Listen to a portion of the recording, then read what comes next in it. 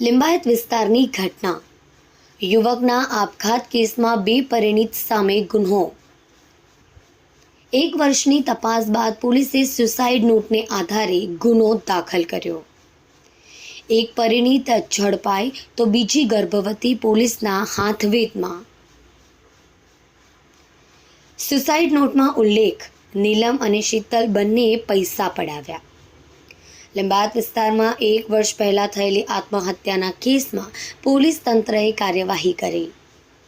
પર્વત ગામ ગોકુલનગર સોસાયટીમાં રહેતા યુવક અમરકાંત જયસ્વાલના આપઘાત બાદ તેના ઘરમાંથી મળેલી સુસાઇડ નોટને આધારે પોલીસે આખરે 2 પરિણીતાઓ સામે આત્મહત્યાની દુષ્પ્રેરણાનો ગુનો નોંધ્યો.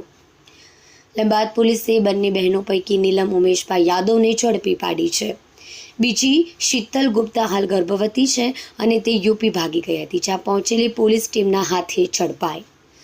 અમરકાંત જયસ્વાલ મજૂરી કામ કરીને પરિવારનું ગુજરાન ચલાવતા હતા.